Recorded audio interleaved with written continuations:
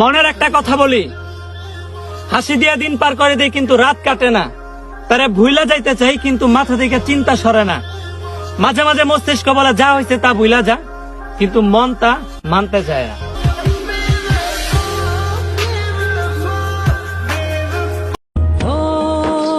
পুরুষের ভালোবাসা মারাত্মক সুন্দর যদি তুমি তার শখের নারী হও। প্রশ্নের মধ্যে উত্তর আছে। কাউকে পাবো না তা সত্ত্বেও ভালোবাসি। তুমি যখন জানোই কাউকে পাবে না, তাহলে তাকে নিয়ে ভাবা বন্ধ করে দাও। তুমি যেটা পাবে না সেটা নিয়ে কেন ভেবে নিজেকে তুমি আরো ডিস্টার্ব করবে?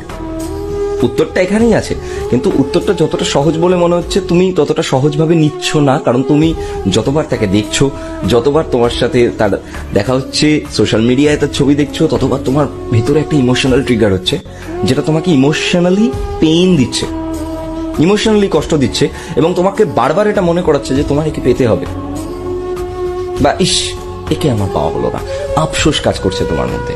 ইস যদি আমি একে পেতাম তাহলে আমার জীবনটা কতই না সুন্দর হয়ে যেত।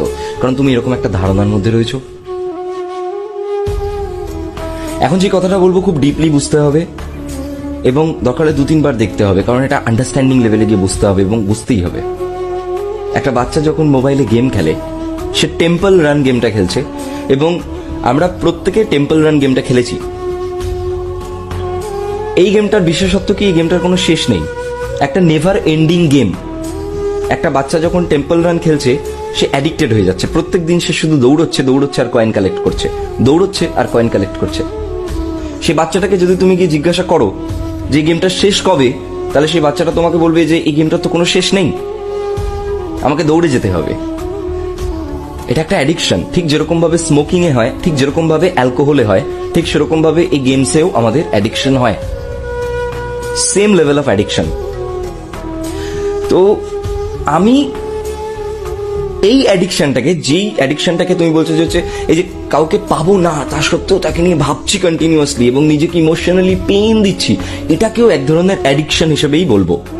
হ্যালো বন্ধুরা, আজ আমি অনেক্সবেট নামে একটি অ্যাপ সম্পর্কে কথা বলতে চাই, যেটি সবচেয়ে বিশ্বস্ত বুকমেকার, পিএসজি এবং সেরিয়া এই অ্যাপের স্পন্সর। ক্যারিবিয়ান প্রিমিয়ার লিগ চলছে, এটি সমস্ত ক্রিকেট প্রেমীদের জন্য আপনার প্রিয় দলকে সমর্থন করার দুর্দান্ত সুযোগ। এই অ্যাপে আপনি সমস্ত লাইভ ম্যাচের ফলাফল এবং সেই ম্যাচটি লাইভ দেখতে পারবেন। আপনি স্কোরের ভবিষ্যৎবাণী করে বাজি ধরতে পারবেন, যেমন কোন দল জিতবে, কোন দল কত রান করবে এবং কে সর্বোচ্চ স্কোর পাবে। এবং BMW গাড়ি, আইফোন, ল্যাপটপ এবং আরো অনেক কিছুর মতো নগদ পুরস্কার জেতার সুযোগ রয়েছে। এছাড়াও বিভিন্ন ধরনের গেম রয়েছে, আপনি যা খুশি তা বেছে নিতে পারেন। এবং রেজিস্ট্রেশন করার সময় আমার প্রচার কোড গৌরব1 ব্যবহার করে প্রথমবার জমাতে 24,000 টাকা পর্যন্ত পান। আপনি সহজেই পেটিএম, ব্যাংক, বিকাশ, নগদ, রকেট এবং অন্যান্য সহজ পদ্ধতিতে মাধ্যমে আপনার জেতা টাকা তুলতে পারবেন। আমি অনেকদিন ধরে এটি ব্যবহার করছি, আপনিও এটি ব্যবহার করতে পারেন। তাহলে আর দেরি কিসের? গুগলে যান আর অনেক্সবেট লিখে সার্চ করুন, আর প্রথম লিঙ্কে ক্লিক করে রেজিস্টার করুন, আর রেজিস্ট্রেশনের সময় আমার দেওয়া প্রোমো কোড গৌরব1 ব্যবহার করুন এবং বোনাস জিতুন। আর এটাকে আমি বলবো এটা হলো ইমোশনাল অ্যাডিকশন।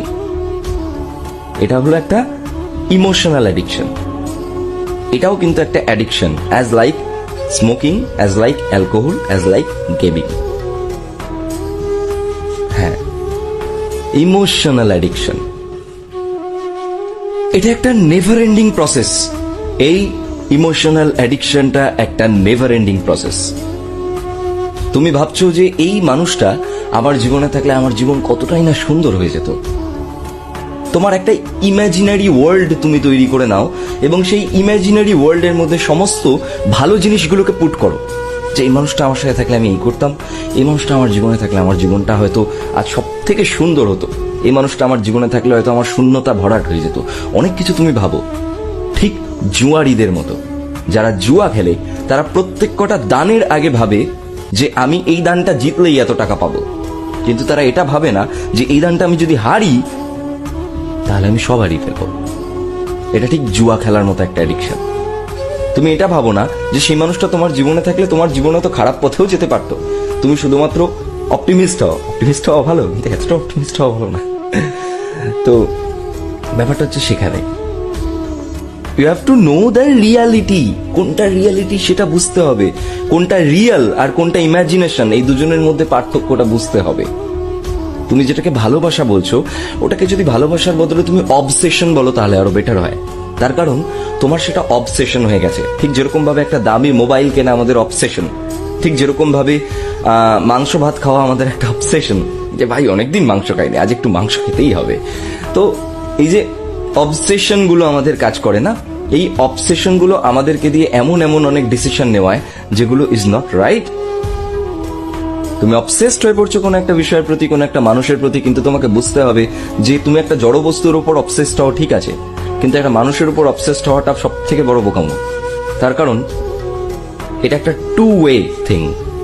তুমি তাকে চাইছো, এটাও দেখতে হবে সে তোমায় চায় কিনা। আর তুমি কাকে ভালোবাসা বলছো? যার সাথে তুমি জাস্ট 1 মাস 2 মাস মিশেছো এবং তাকে ভালো লাগছে। ভালোবাসা তো একটা অ্যাটাচমেন্ট। সবার আগে প্রশ্ন করো নিজেকে, তুমি কি নিজে নিজেকে ভালোবেসেছো?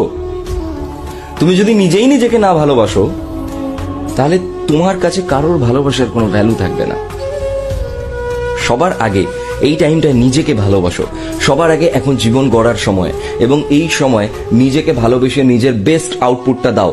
যতটা অবসেশন তুমি একটা মানুষকে পাওয়ার পেছনে দিচ্ছ, যতটা এফর্ট তুমি একটা মানুষকে পাওয়ার পেছনে দিচ্ছ, যতটা সময়, যতটা ইমোশন তুমি নষ্ট করছো একটা মানুষকে পাওয়ার পেছনে, ততটা সময়, এফর্ট আর ইমোশন যদি তুমি তোমার কেরিয়ারের পেছনে, যদি তুমি তোমার লাইফের ছোট ছোট গোলসের পেছনে, বড় বড় গোলসের পেছনে মানে ইনভেস্ট করতে, তাহলে আজ হয়তো জীবনে তুমি আজ যতটা যেই জায়গাটায় রয়েছে তার থেকে 1 স্টেপ ওপরে থাকতে। কি তাই তো? তো একটা ছোট্ট এক্সাম্পল দিয়ে আজকের ভিডিও শেষ করব। এই যে মোবাইলটা, এই মোবাইলটাকে ধরো আমি এরকম করে ধরে রেখেছি। 1 মিনিট ধরে রেখেছি, কোনো ব্যাপার না। 2 মিনিট ধরে রেখেছি, কোনো ব্যাপার না। ধরো 5 ঘন্টা ধরে মোবাইলটাকে আমি এরকম ধরে রেখেছি, হাতে ব্যথা হতে শুরু করবে। এবার ধরো 24 ঘন্টা ধরে আমি মোবাইলটাকে ধরে রেখেছি এরকম করে, তাহলে কি হবে? কি হবে? সারা শরীর ব্যথা হতে শুরু করবে, কারণ 24 ঘন্টা মোবাইলটাকে এভাবে ধরে রেখেছি, সারা শরীর ব্যথা হতে শুরু করবে। ঠিক সেরকম ভাবেই আমি যেরকম ভাবে মোবাইলটাকে ধরে রেখেছিলাম, তুমি এই একটা কনসেপ্টকে, একটা ধারণাকে নিজের মনের মধ্যে ধরে রাখছো। তুমি কি ভাবো শুধু শরীরে ব্যথা হয়? নো, আমাদের মানসিক ব্যথাও হয়। মোবাইলটাকে ধরে রেখে যেমন আমার শরীরে ব্যথা হলো 24 ঘন্টা ধরে রাখলে, তুমি তো 24 ঘন্টা না, তুমি তো দিনের পর দিন, মাসের পর মাস একটা কনসেপ্টকে, যেটা নিজের বানানো, নিজের মাথার মধ্যে পুষে রাখছো, ধরে রাখছো যে এই মানুষটাকে ছাড়া আমার জীবন বৃথা, এই মানুষটাকে ছাড়া আমার জীবন চলবে না।